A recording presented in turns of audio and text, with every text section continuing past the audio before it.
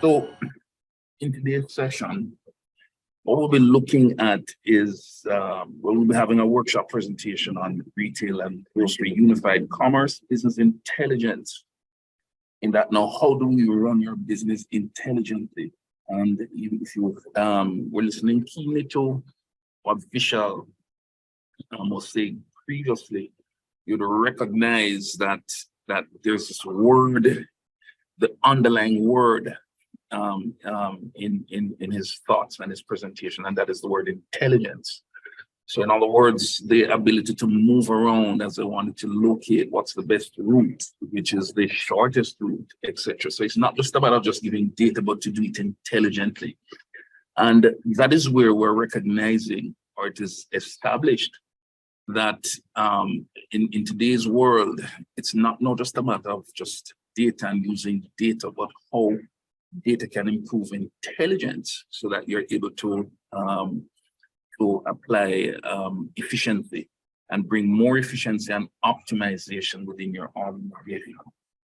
So before we begin, also I'll just say, even though this is geared more towards the retail and beverage industry, there are, however, a lot of the underlying principles and the framework which can be applied across other industries as well. So I don't think no industry will be left out in today's presentation. So what are we seeing here on screen? If you run a typical retail organization, whether if it's general retail, restaurants, hospitality, etc., there are so many facets, so many areas that you have to have some measure of control or oversight or knowledge of what is happening. First, you're talking about what's happening in the headquarters. And to manage your headquarter operations, you'll be looking at back office solutions, probably some kind of an integrated ERP solution that is able to manage all your back office operations. And therefore, you'll be looking at things like financials and budgeting, inventory and warehouse management, sales, etc., human resource management.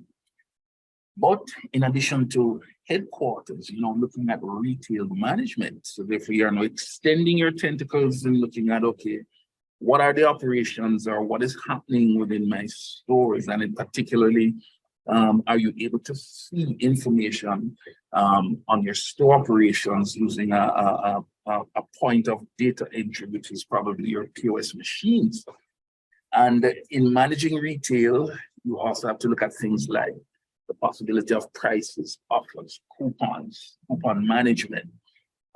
Do I give a particular offer or discount offering, mix and match, etc.? One store as against another store, is it related to location, etc.?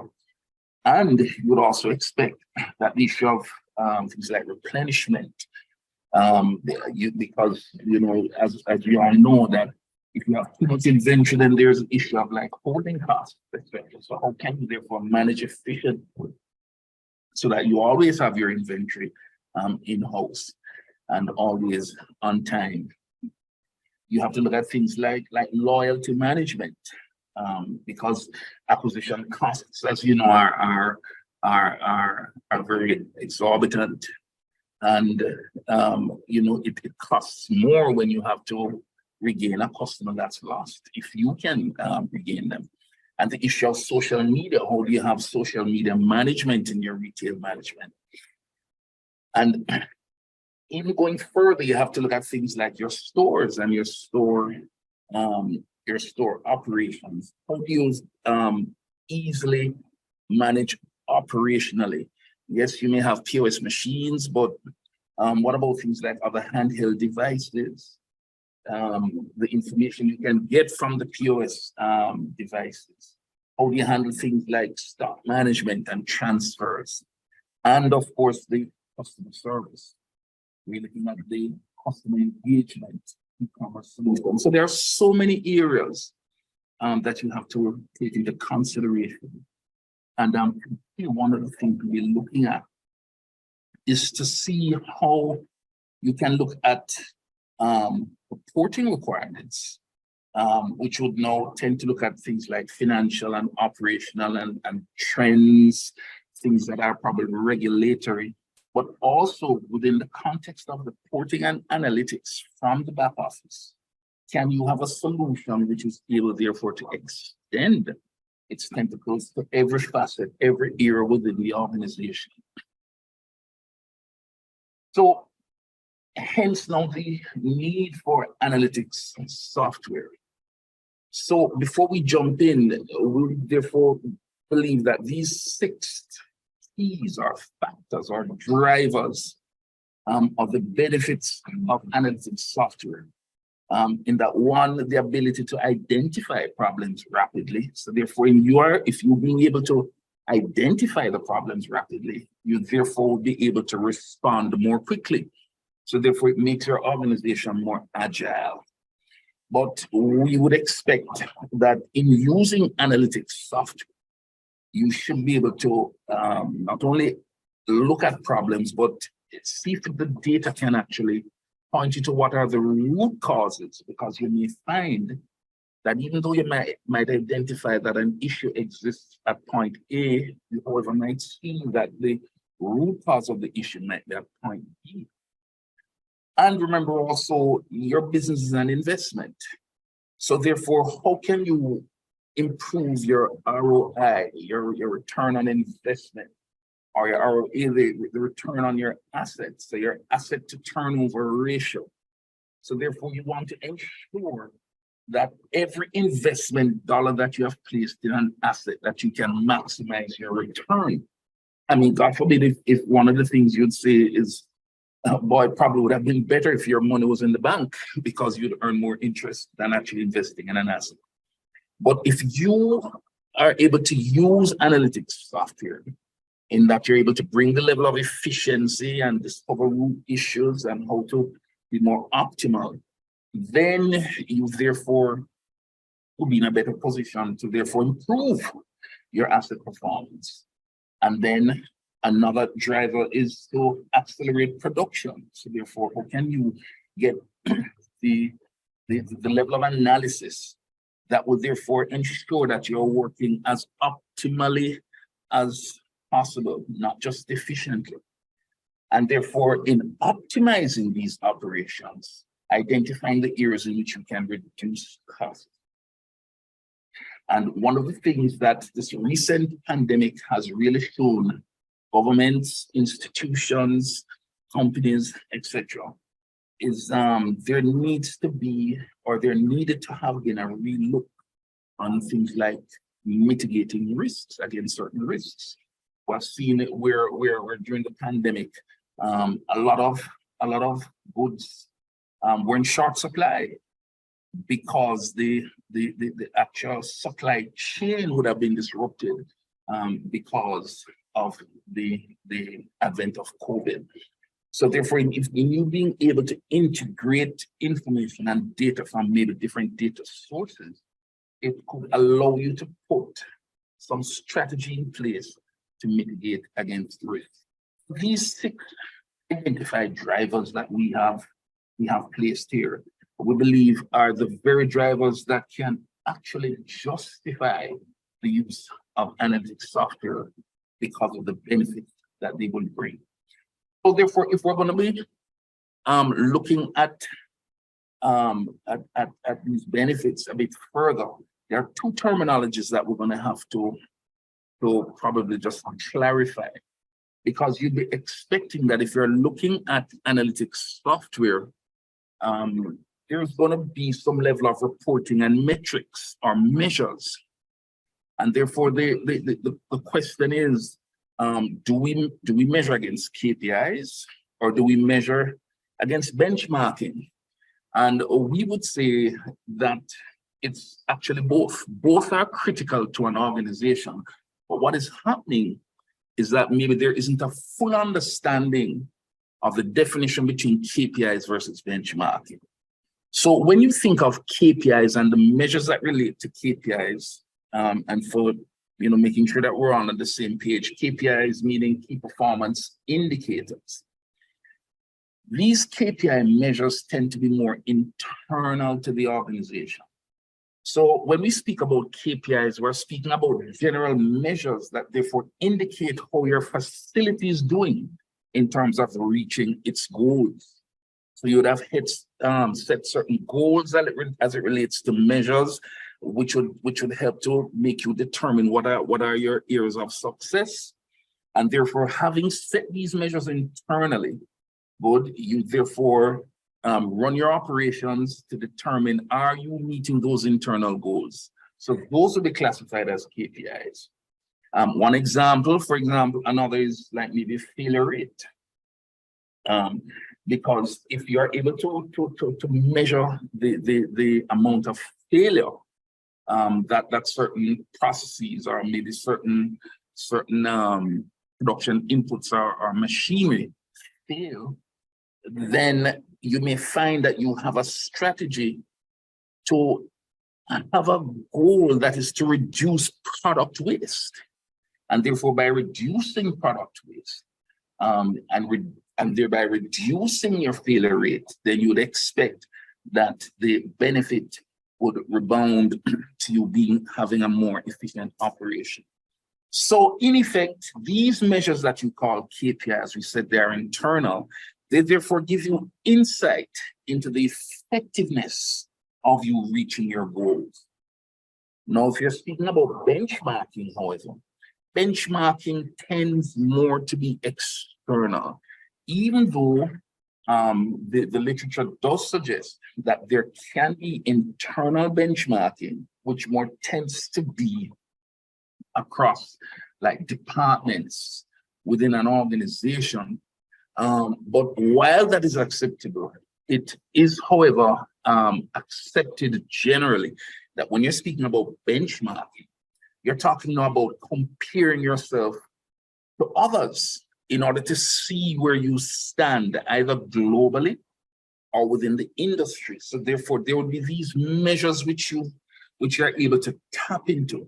And therefore, in comparing them with your measures, right? Are you above? Are you below, etc.? So ROI, as we spoke about earlier, which is the return on investment, for example, which would be some benchmarking. It therefore compares returns on dollar spent against maybe the competitor or against the industry. Or I'll give you a typical example that some companies do. They really look at the ROI to say, listen, if I had invested in the bank, what would I have returned? What would have been my returns? Rather than investing in this particular productive activity. So therefore, they would have been comparing themselves against some other entity which might not necessarily have been in the industry, but an entity that would have been able to give them return, and in this case, it would have been the bank. But nonetheless, these are key measures that you need to look at. So I like the last bullet point on both measures, where we said for KPIs give you insight into the effectiveness in you reaching your goal. But benchmarking, it guides you in setting realistic goals.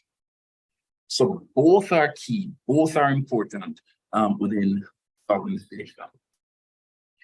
So the benefits, therefore, of KPIs and benchmarking, it therefore allows you to target the important objectives. So therefore, it allows you to identify and focus on key objectives that you would consider as your focus for success.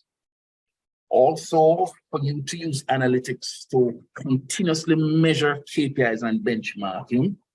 Another benefit is you being able to track your progress. So it gives you ongoing visibility. And therefore, as you're seeing the trends moving either of your KPIs or your benchmarking, you're able, therefore, to respond accordingly and make the necessary adjustments. Another thing, another benefit in you using KPIs and benchmarking using analytics tools is that it provides insight. So we are saying that the right metric can therefore help you gain insight on how to best identify and solve problems. And then finally, right, but just as importantly, it allows you to monitor your company's vitals. So in other words, you would identify what are the key things or the key measures that must be monitored and adjusted over time T, and these you'd have set values which are able to say, listen, your company will be in trouble if these certain metrics fall below a particular value. You find some managers, for example, as I speak about the company's vitals, some companies do what is called measuring by exception. So therefore, you could therefore set KPIs and benchmarks that only trigger insight information when you fall below. So therefore, you may have a management style where you say, listen, I only want to know when something is wrong. Well, so therefore, this is where something like having analytics software, excuse me, that is able to give you the relevant reporting and insight into your KPIs and benchmarking. And then with all of this, we're saying what you're doing is that you're managing with the use of data. Good. So in the food and beverage industry, as with others, but as we said, we're targeting most of the food and beverage industry today.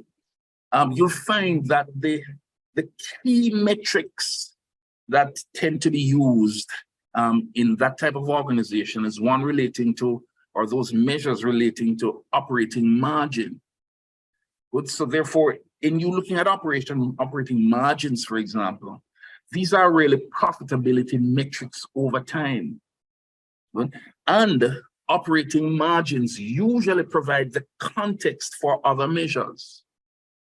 Other key metrics include unplanned downtime, and metrics in the area or in the category of unplanned downtime usually measure operational productivity. You also have inventory turnover. So inventory turnover metrics give you an insight into what is called the inventory cycle measurement. Like, for instance, the stock turnover is opening stock plus closing stock divided by 2. So they get the average turnover.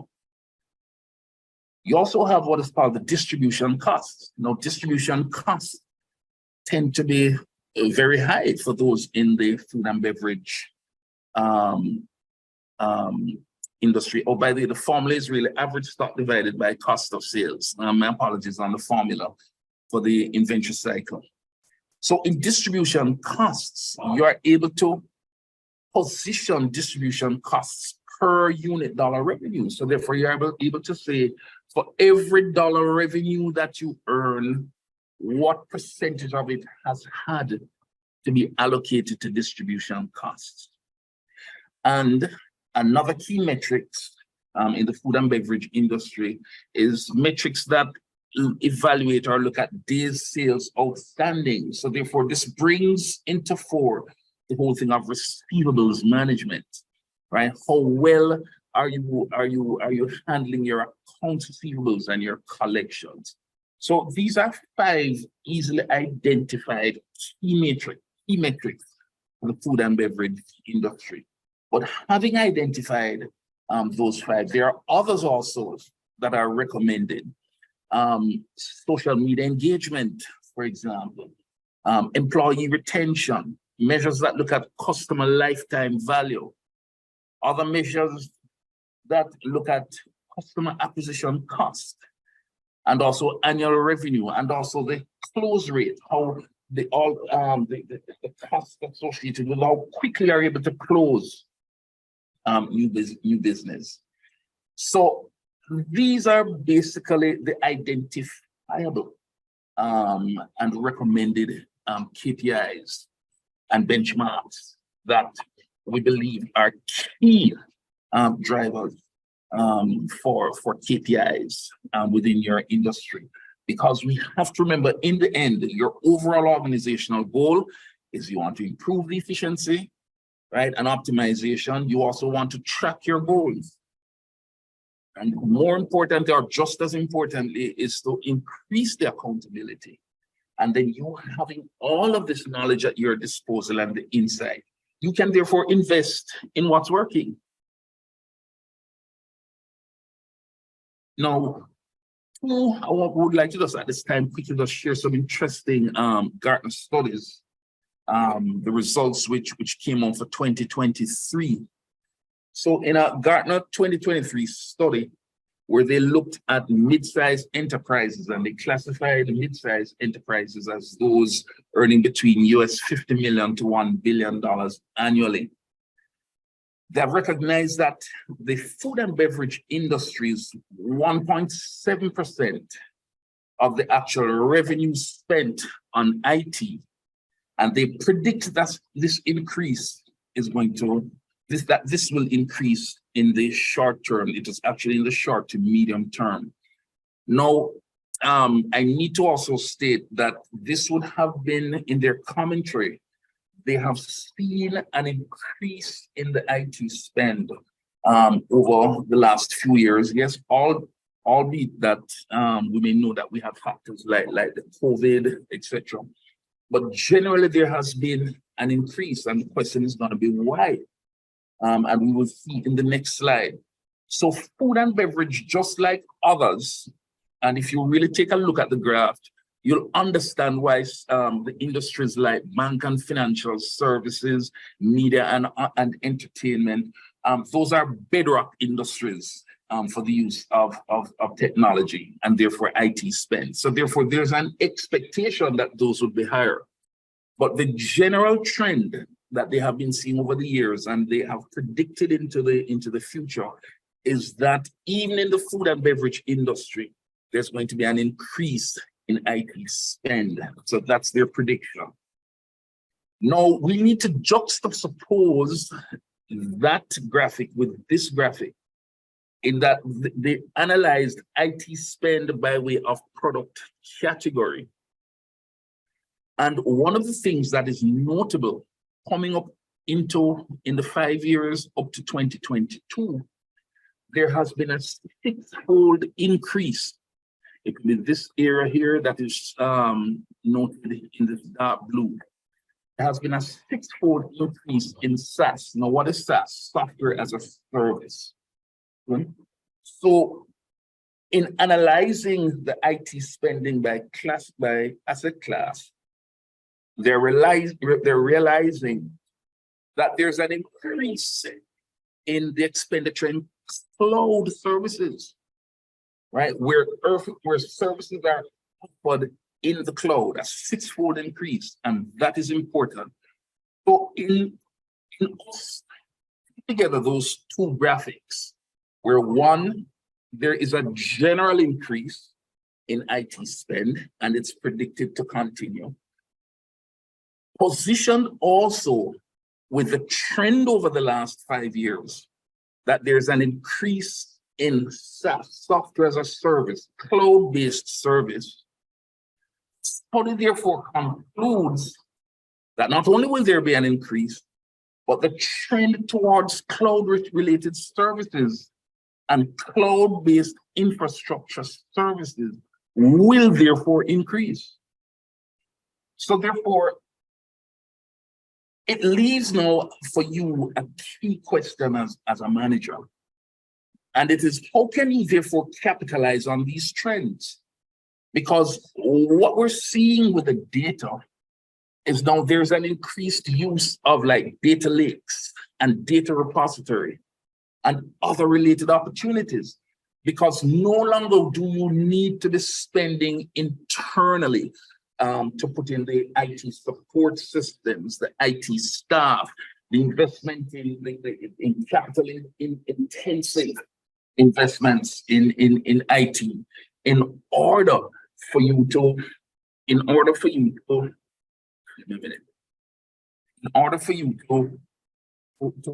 use data. But what will happen is that more and more companies are using software as a service, are using the internet for their data management. and in using the internet for their data management, you'll find that there's no reduction in their own internal infrastructure costs. So therefore, there's an expectation that analytics solutions will therefore be more cloud-based. And as more and more data is being stored on the internet, and as more and more of these analytics solutions become more cloud-based, what you'll find happening is that you are better able to integrate your data, which is stored in the cloud, with other industry-related data, which is also stored in the cloud. So connectivity across data sources, the cost to connect will actually reduce. And therefore, you'll be better able to look at benchmarking data. You're better able to capture more data and to place in the cloud. So this again is another reason to justify the use of investing in analytics-based software, because that's where the trend is going. So we have a term that we call the Microsoft way. I should really call it the old Microsoft way.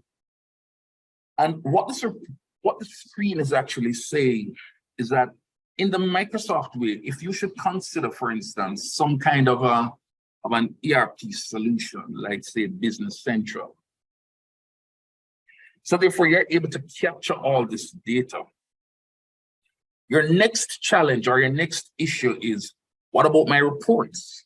Because your reports at this point would only be limited to what you're able to get from your operational data, which is stored in Business Central. So if you were to use a reporting tool, a front-facing reporting tool, for example, like Power BI, your Power BI would have to be stored in the Power BI service. And then you'd say, okay, for you to be able to get this report, you'd have to have some kind of a Power BI connector running somewhere in the middle that is able to link your data, whether if it is on-premise or in the cloud. And then in you using the Power BI connector, you'd now be able to bring this data over into your Power BI service environment. And then from there, you would get your various reports. The challenge that you have with this, however, is that your reports, while they're good, would only be limited to reports that will be coming from your Business Central. So what we're saying here now is that if you're going to implement an analytics software, there's the expectation that while you still have your Business Central, where your data tables might exist on-premise or in SaaS, in other words, software as a service, there is some kind of a middleware, right? A middleware tool, in this case, using the Azure SQL Server data warehouse, that is able to take your data and aggregate that data. You'll find by aggregating that data, you can now use not only the aggregated data from your organization, but also possibly integrating and aggregating data from other sources, and therefore to combine with the Power BI service for you to do your reports. So in introducing Power BI, again, as you know, Gartner is probably one of the largest research institutions in the world. In March 2022, they actually stated and named Power BI as the leader in analytics and BI platforms. And they have scored highest for the 4th consecutive year. And that Microsoft Power BI has helped over 250,000 organizations, including 97% of the Fortune 500 companies. So you must remember how Power BI works. in that Power BI, if you use the desktop tool, it's really a free product that you can use on your desktop, and Microsoft gives it for free. However, if you want to share reports that you have built in your own desktop environment, in order for those reports to become shareable by members within your organization or even members outside of the organization, you have to now engage Microsoft and purchase what is called the Power BI service. So therefore, after you develop your reports in your own environment, you can publish it onto the internet, into the Power BI environment for your organization. And then you'd be able to share that report across persons within the organization. Okay.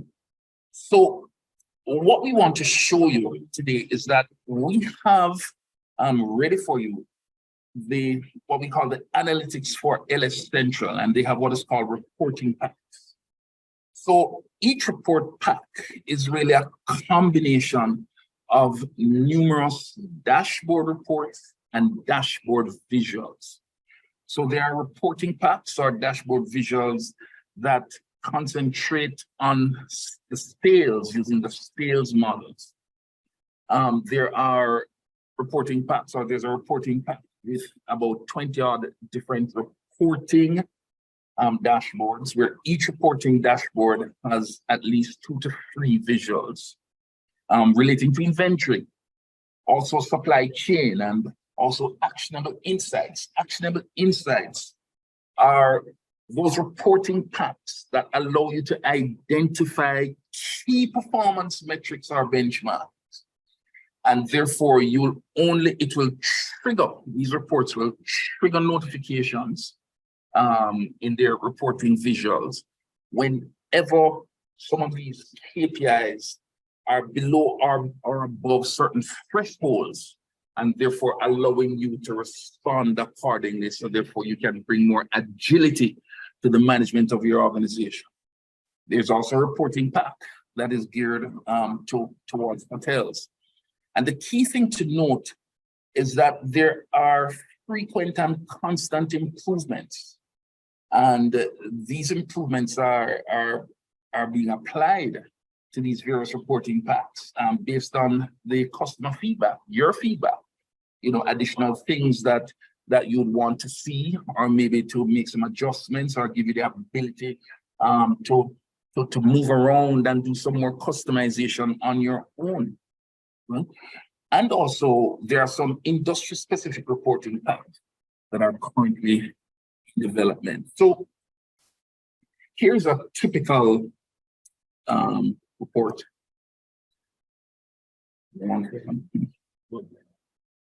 So you're looking here at a dashboard with various visuals. Now, to show you how easy it is to go about these visuals, I will just introduce some terms. Normally, when you look at a dashboard, the dashboard includes a certain number of visuals. So I'm looking here, I'm seeing a visual which is graphical in nature, and I'm also seeing a visual here, which is non-graphic in nature. But the important thing to note is that usually in these visuals, you display measures, numeric data. And then normally, after you present your metric, then on the left-hand side, you have what is called dimensions. So what are dimensions? You think of a dimension as a perspective. It gives you a perspective of the kind of data that you're looking at. So for instance, what I'm seeing here on the left is I can look at any of my measures that are presented here in the center of the screen if I were to highlight any of the dimensions. So if, for instance, I were to highlight the clothing item category, which is a dimension, then my graph in the middle would change and be formatted accordingly. It would format itself to show only data relating to clothing. Here's another. We're able to look at the top 10 net sales, for example, those items which are your high producing or high sales, and also the bottom 10 by net sales. And again, I'm able to report not only by net sales when I look at my dimensions on the left, where I can use maybe margins, margin percent, discounts. I'm able to give all this analysis. And again, to further do my analysis, whether by product group, etc. And I can also select from a particular store. Therefore, all these, and if I don't want to use the top 10 by default, I can actually, in the left-hand side of the screen here, just enter the number. So it defaults to 10. So I can say, okay, show me the top 10 or the top 15 or the top 20 or the top 5 producing highest producing products. And maybe I want to look at the top 10 by way of the net sales or by margin percent or the top 10 highest sale numbers. So in other words, those items that are selling the most. So there's a lot that you can do on the left, in your report rather, by you selecting any combination of dimensions that will be displayed on the left-hand side of the screen. Here again, also you have what is called a tree view. So you're able to see the spread of your analysis of your data in the middle, defaulted by item category. And you, so those of you will know that for Business Central, the default item categories are division, then by item category and product group, and then reporting store. But the same principles exist or consist, where you would just simply use your dimensions on the left-hand side. You also have the ability to look at sales by way of a sales map. So you are able to conduct an analysis to see what are, for example, your top producing stores. You're able to look at maybe for items. So if I were to select a particular item category, I'm able to see which location those items are selling the most. So therefore, the insight you can get, for example, would probably say, is there something about the demographic? Is it something that is culturally related? Is it something that is physically related? Maybe something in the physical area, which therefore causes either the high level of sales or the low level of sales. But therefore, by looking at your data over a map, it can assist you in gaining insight and therefore to look at your sales strategy to therefore identify what might be working or what is not working. Good.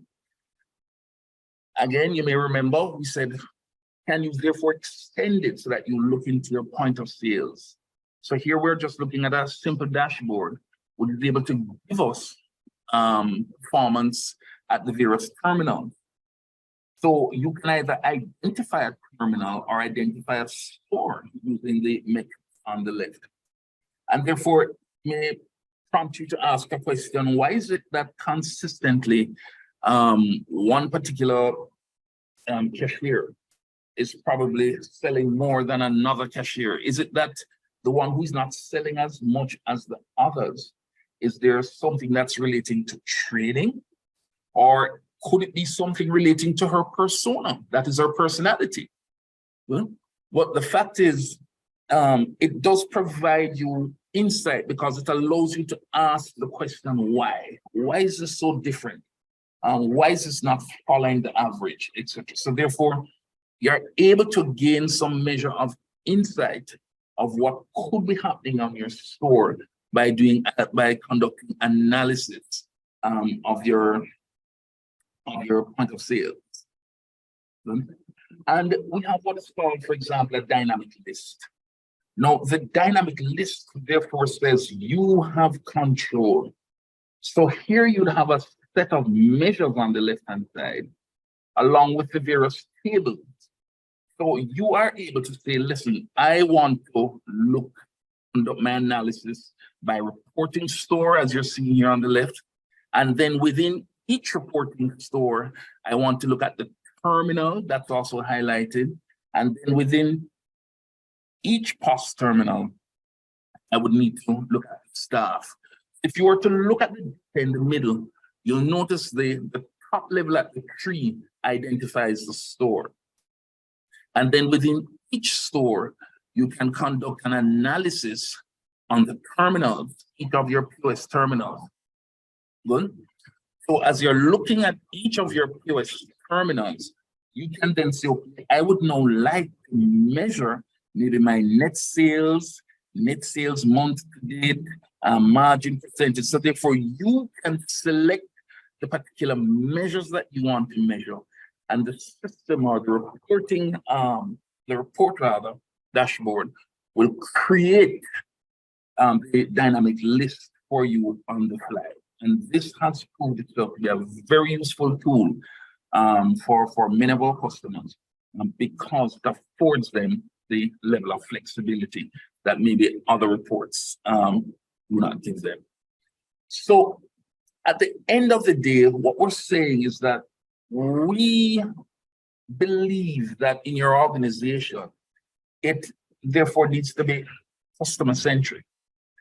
And for you to be customer-centric, the important driver for you is that you must be data-driven. And being data-driven, it allows you the level of insight so that you can be an agile organization, that you're able to respond or to be predictive because you're gaining insight as to what is happening within the organization. And therefore, for that to happen, the bedrock or the foundation is that first you must be able to facilitate or to establish data capture. And once you have the data capture, right, we now look at how can we conduct the level of data analysis that will conduct or perform the right aggregations of all your data from your various data sources.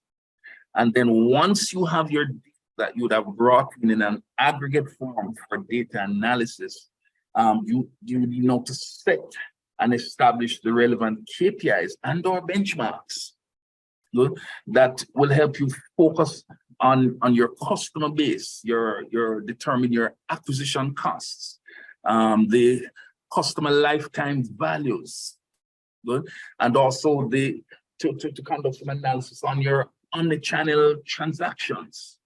And these therefore be key KPIs that you'll be able to manage and use to track the level of efficiency within your organization. And that will be through the use of the Power BI tool. So that being said, this is the end of the presentation. I hope you had enjoyed it. And if you have any questions, what I would do is I will just hand over to Gabriel or any member of my team who will be able to over from there. But for me, I just want to use the opportunity to say thank you very much. As I keep saying, you could be elsewhere, but you chose to spend it with us. So if you have any questions or you'd like to follow up on anything, please feel free. And I'll ask Gabriel or any other member of my team to just come in and to provide the relevant information. So thank you very much.